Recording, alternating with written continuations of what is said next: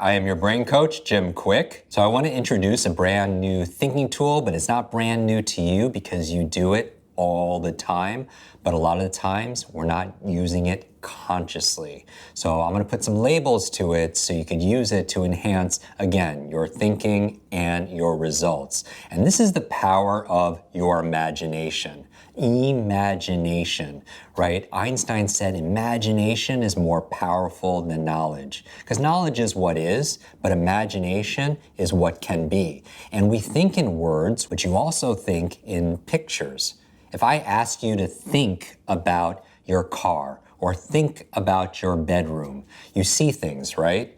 You see your car, you see 4 tires, you see a sunroof, you see the color blue, but you don't see the words sunroof, 4 tires, and blue, right? When you're thinking about how you dream in what? In images, in pictures. You don't see closed caption text on the bottom of the mental movie in your mind when you're dreaming, right? So you think in pictures and images. In fact, a picture is worth what? 1,000 words. So that's a lot of powerful ways to think. And even with your memory, a lot of people tend to be better at remembering what they see rather than what they hear, right? You go to somebody and you say, I remember your face, but I forgot your name. You never go to somebody and say the opposite. You never go to someone and say, I remember your name, but I forgot your face. There's a Chinese proverb that goes, what I hear, I forget. What I see, I remember. What I do, I understand. What I hear, I forget. I heard the name, I forgot the name. What I see, I remember. I saw your face, I remember your face. And what you do, going back to practice and exercise, that knowledge is not power, knowledge times action equals power, that's when you truly understand. So imagery is a wonderful addition to add to our thinking, not just using words and language and questions, but thinking in pictures. Now, how do you apply this towards better thinking and a better life? Well, here's one way. Did you know that your mind can't tell the difference between something you vividly imagine and something that's real? And I'll say that again because this is a very important point. Your mind cannot tell the difference between something that you vividly imagine and something that's real. Let's go back to your dreams. Have you ever woken up from a dream that was so real, the images were so real that you were shaking, or that you were perspiring, or your heart was beating out of your chest? Because your mind can't tell the difference between something vividly imagined and something that's real. A lot of people use this for the reverse. They will imagine a result that they're fearful of, like maybe it is public speaking, and they're nervous about that talk they have to do, and they're imagining it, and they're imagining like them messing up. And whatever you're imagining on a regular basis, you're getting good at. Let me give you an example. At the University of Chicago, they took average people and broke them up into 3 groups, A, B, and C. And they had them do free throws to see how well they did. And then when they were done, they went to group A and said, I want you to practice an hour a day over the next 30 days.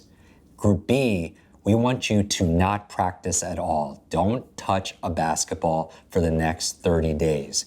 Group C, we want you to practice for an hour a day, but do not go on the court, do not touch a basketball. We want you to practice in your mind. We want you to practice imagining successfully throwing free throws for an hour a day. They followed up with these 3 groups 30 days later. Group A, who practiced each day for 1 hour, improved 24% because practice makes what? Progress, right? Group B, they took and they put them back on the court to see how well they did. Exactly the same. No practice, no progress. But Group C is what blew their mind. Group C, who never touched the ball, never went on the court, who just practiced successfully in their mind for an hour a day, improved 23%. Just 1% less than the group that did the physical activity.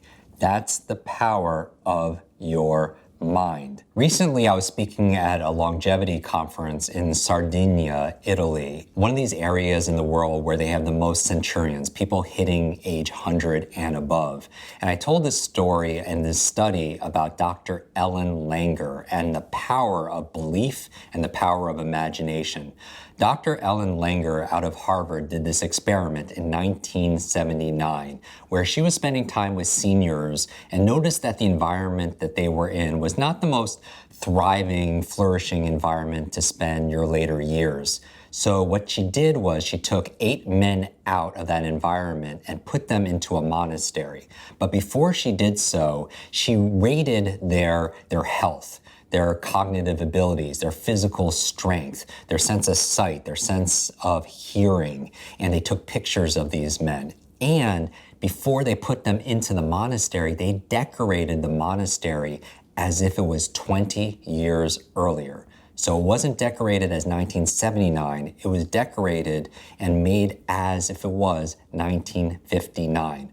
What does that mean? The television program was black and white, and television from 1959 programming. The Time magazine was from 1959. They removed all of the mirrors out of the monastery so they couldn't see their own appearance. And what the men were told before they walked into the monastery was, you're gonna spend a week here, and for the next week, I want you to live as if it is 1959. Live as if it's 1959.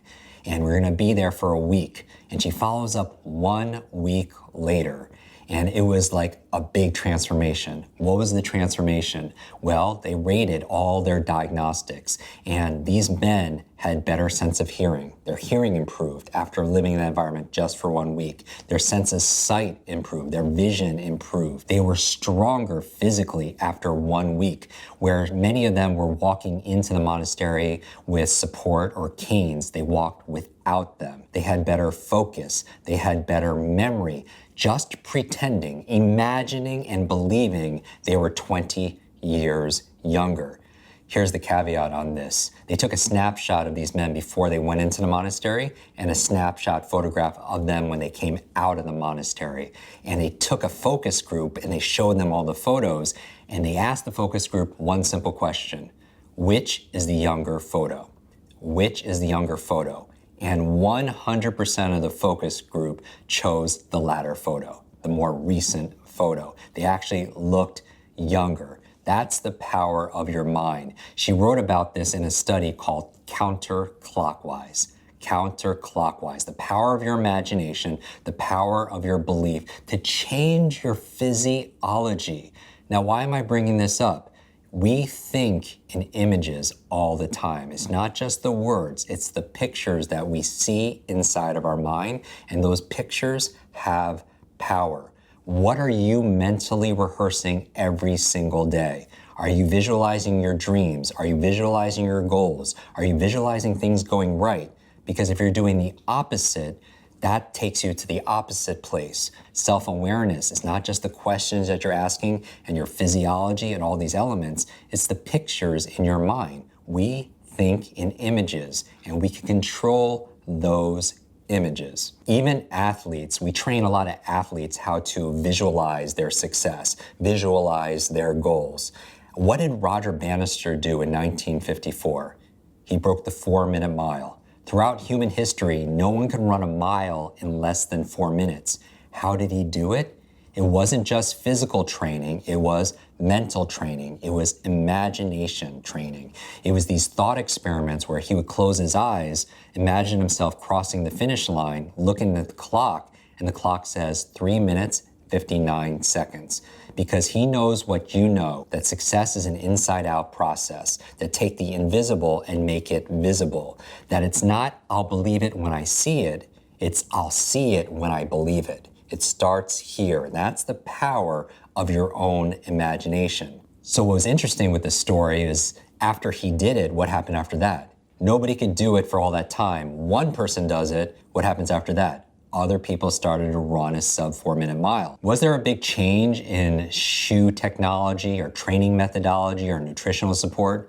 No, there was a change in belief. One person did it, it gave permission to other people that they could do it too. It changed their imagination of what is possible. And that's really the lesson today, is to be aware of the images inside your mind and take control of those images and those pictures, because the mind doesn't know the difference between something you vividly imagine and something that's real. So here's what I want you to do. I want you to do thought experiments.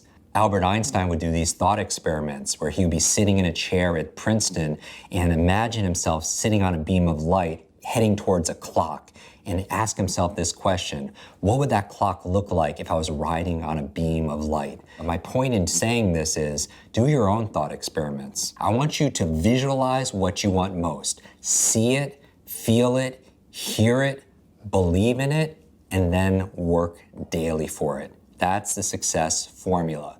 Now, in the comments, what are you gonna do? I want you to share one image. Many of you have like a vision board, a board of all the things, all the dreams that you want to create in your life, the perfect, this relationship, this career, this much money in your bank, this amount of giving and contribution, this is your natural health and your wellness. So what I want you to do right now is in the comments, share your vision. What are you imagining? What can we cheer you on for? What would go on your mental vision board, if you will? What are you looking for your health, your career, your mental state, if you will? How much money in the bank? What are the toys that you want? What are the contributions you want to make? Whatever you'd like to share it in the comments so we can be rooting for you, so we can have a shared vision for all of us. Because my vision is to build better, brighter brains. I see that every single morning when I wake up. I visualize that, the ripple effect that you and I and this whole community could have in the world